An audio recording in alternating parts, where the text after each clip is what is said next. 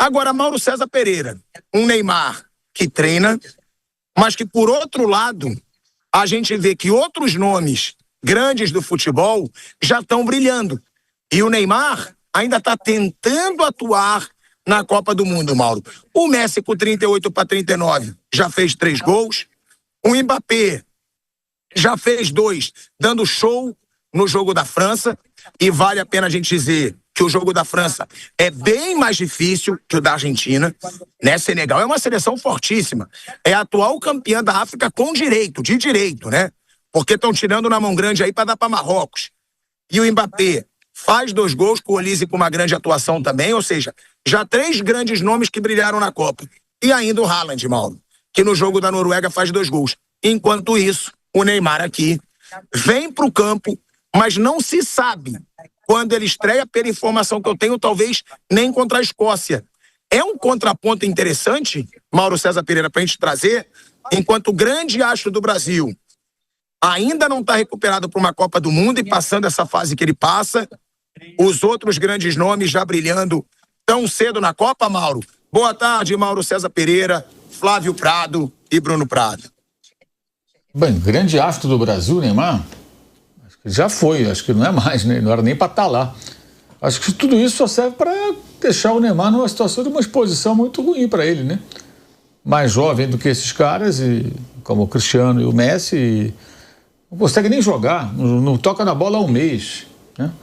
Isso tudo só serve de cortina de fumaça, porque aí fica se falando do Neymar, não se fala dos problemas da seleção brasileira. Tem muito mais coisas importantes acontecendo nesse treino do que o Neymar, que é saber, não agora, que ele não vai mostrar isso para a imprensa, né, nesses treinamentos, o que ele está fazendo para corrigir os inúmeros problemas que o time tem para um jogo que acontece depois de amanhã, né, e que precisa vencer bem, até para encontrar caminhos aí na reestruturação da equipe no meio da competição, avançar para se classificar, ter um pouco de paz, né, ganhar de forma convincente o adversário que é frágil. Então, o Brasil tem várias missões aí, o Ancelotti tem vários problemas, o Neymar é algo absolutamente secundário, não tem menor relevância, até porque, mesmo que ele estivesse agora 100%, jogaria, não faria sentido nenhum escalar. Entrar onde? É fazer o quê? Não tem a menor condição. Vamos ver se ele consegue entrar em forma para, quem sabe, em um determinado jogo lá na frente, entrar em campo, quem sabe uma bola vai sobrar, vai fazer o gol, se sobrar. Bem, a bola pode sobrar para o Igor Thiago também fazer o gol, pode sobrar para qualquer um fazer o gol. Enfim, isso aí é tudo digamos, é uma bola de neve, né? Que continua rodando e, na verdade, o Brasil, a seleção brasileira tem problemas realmente para resolver muito mais sérios, né, do que ficar tratando de recuperar um jogador machucado, convocado machucado e que segue machucado, fazer um tratamento dentro da seleção brasileira, isso sem contar na fase, né, que é muito abaixo do que já foi. Isso aí a gente vê no dia a dia jogando pelo seu clube. E hoje, eu acho que para quem espera ver o Neymar ter momentos de brilho na Copa do Mundo, foi um dia de esperança, Bruno e Flávio. Né? Por quê? Porque o cara entrou com o time, vestindo chuteira. Segunda-feira eu estava aqui, ele não treinou no campo, só depois que a imprensa saiu. Agora, ele entra em campo, de chuteira, tá treinando ali do lado do time, não tá treinando junto. Eu cheguei a falar que ele estava treinando junto, mas depois, olhando o treino ali, ele estava treinando na bandeirinha de escanteio e o grupo fazendo o aquecimento normal. Mas a pergunta que eu faço, Bruno, Flávio, é essa. Dá uma esperança para quem defendeu o Neymar na Copa do Mundo, que foi o caso de vocês? O Mauro, em momento nenhum. O Mauro sempre disse, para mim é um absurdo, é um jogador imaginário, mas vocês dois o tempo inteiro diziam, eu levaria o Neymar. Isso dá uma esperança ou não? Lembrando que eu, apurando aqui, descobri que é pouco provável que ele jogue até contra a Escócia, tá? Que se jogar, serão poucos minutos. Ou seja, pelo jeito, o objetivo é um Neymar com ritmo de jogo até a fase do mata-mata. Bom, daqui a pouco o senhor Flávio Prado estará por aqui, mas falando do Neymar, da situação dele. O Neymar, ele tem uma condição física hoje muito frágil, né? Isso aí já de um tempo, principalmente depois da lesão do joelho, né, de 2023. Então ele é um jogador que em nenhum momento eu esperei que ele estivesse voando fisicamente. Isso aí já não é possível já há muito tempo pelas lesões que teve, principalmente essa do joelho, que foi a mais grave. Então, sempre o que eu espero do Neymar nessa Copa é que ele jogue de vez em quando. Eu nunca esperei, o Neymar vai estar voando, vai ser titular, vai jogar todas, vai decidir jogos para a seleção. Pode até decidir isso aí, em algum momento pode até acontecer, mas a seleção ela não deve, e eu acho que o Ancelotti também nem tem essa ideia, ela não deve se preocupar em encaixar o Neymar num time, pensar num time com ele. Não, a seleção ela tem que se acertar como time, e aí não é Neymar, não é nada, não tem nada a ver com isso. Aí é o período que a seleção teve muito tumultuado de uma Copa a outra, e o Brasil não conseguiu achar um time em momento nenhum, e ainda não achou, ainda não encontrou, vai tentar achar durante a Copa, e talvez não ache durante a Copa, não tem como garantir que vai achar, mas pode acontecer, e isso tem que ser independente dele. O Neymar é um cara para de vez em quando. E acho que ele tem que estar disponível quando ele tiver numa mínima condição de participar alguns momentos e sem risco de uma nova lesão. É um jogador que hoje ele inspira muitos cuidados porque é uma situação muito frágil na parte física do Neymar. Eu fui a favor da convocação dele porque é muita vaga, é muito jogador, você não usa 26. E é a mesma coisa que eu falei até outro dia no programa. Se eu fosse o Bielsa, eu teria levado o Suárez com a seleção uruguaia. Teria levado. Também é um jogador que fisicamente está numa situação muito complicada, mas tem 26. É uma coisa longa. A Copa é uma competição muito curta. Eu não contrataria o Neymar para jogar no meu time uma temporada inteira. Também não contrataria o Suárez. Mas para uma competição curta de um mês, mesmo se for para usar de vez em quando, eu estaria ali no grupo. A França mesmo, na Copa de 2022, ela jogou a Copa com 24 jogadores, né? O Benzema se machucou e não foi cortado e nem ficou lá no Catar, né? Ele estava na França ou em Madrid, sei lá onde ele estava, mas ele nem se juntou ao grupo, e o Lucas Hernandes rompeu o ligamento no primeiro jogo. Então eles jogaram com 24 e é mais do que o suficiente, com 23, 22. Na verdade, os que jogam mesmo são 16, 17. Os titulares e mais uns 5, 6, isso contando hoje a regra de 5 substituições. São uns 16, 17 que jogam. Os outros são meio extras. E eu sempre vi o Neymar como um extra, como um cara a mais que eu posso usar em algum momento. E como ele tem um talento muito acima do normal, eu prefiro apostar nele, pelo talento que ele tem acima do normal e pela experiência que tem hoje, do que, eventualmente, num menino que também pode chegar e arrebentar. E é uma dúvida também. Um pela juventude, por ter jogado pouco na seleção, e outro porque fisicamente é muito frágil. Então o Neymar, acho que ele tem que ser algo à parte mesmo. A seleção é uma coisa, o Ancelotti tem que acertar um time independente do Neymar. Ele tem que acertar um coletivo, que hoje não existe ainda na seleção brasileira por vários fatores, pelo pouco tempo de trabalho, pelas várias lesões. O Ancelotti não conseguiu achar um time. E o Neymar é algo à parte. Se ele estiver disponível em algum momento, ele pode ser utilizado durante os jogos, principalmente em momentos que o Brasil estiver precisando de um gol, estiver atrás no placar, para jogar alguns minutos. Mas eu jamais pensei no time com ele. E eu acho que o Ancelotti não pensa. Acho que o Ancelotti vai tentar achar um time e, se ele estiver disponível, ele pode ser uma arma para ser utilizada em um jogo ou outro, mas não deve jogar com frequência. Ele vai ser utilizado em algumas partidas quando estiver disponível, então por isso também acho que não tem que ter pressa nenhuma. Tem que estar aí para o jogo quando tiver com uma condição mais segura para ele. Fica gritante a diferença Neymar, Messi e Cristiano Ronaldo, né? Porque o Cristiano Ronaldo, eu acho que tá com 40. O Messi vai fazer 39. O Neymar tem 34.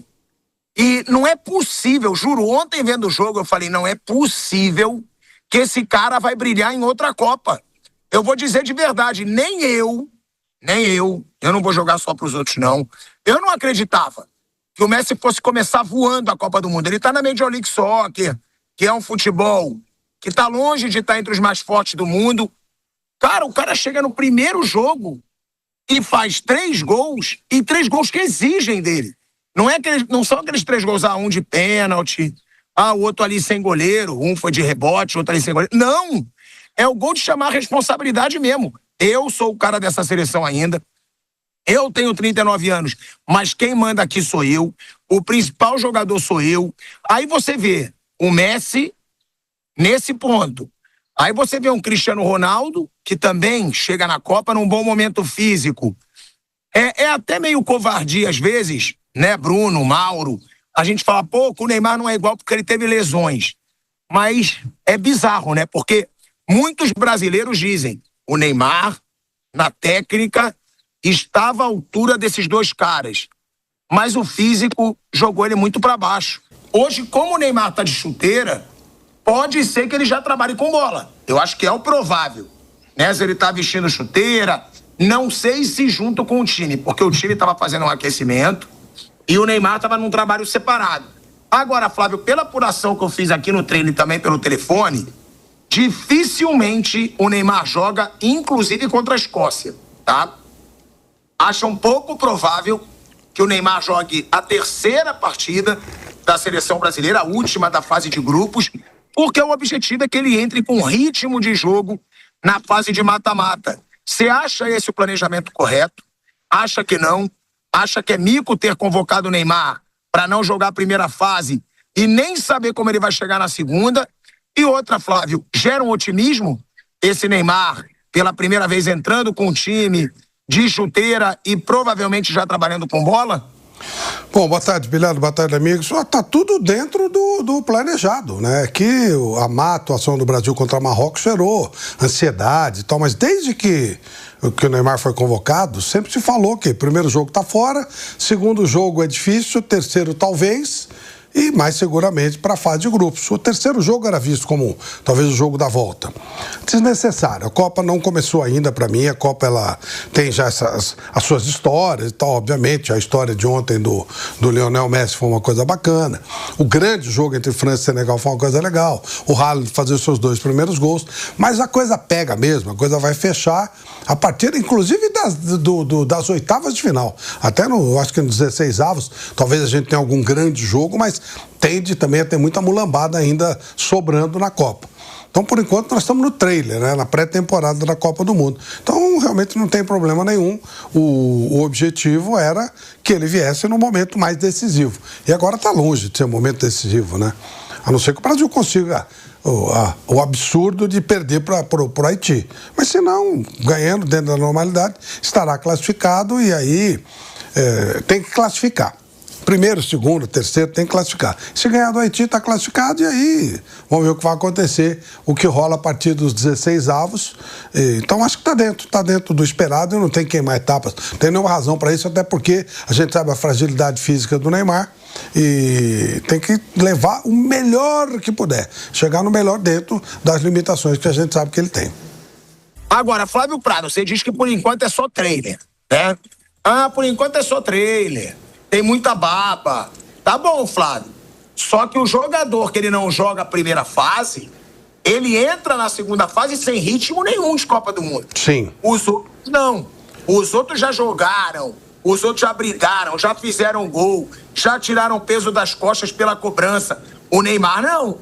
O Neymar vai entrar sem ritmo de jogo, sem ritmo de Copa do Mundo, porque deve ser diferente se disputar uma Copa do Mundo, sem ter feito gol, nem lance nenhum para tirar o peso.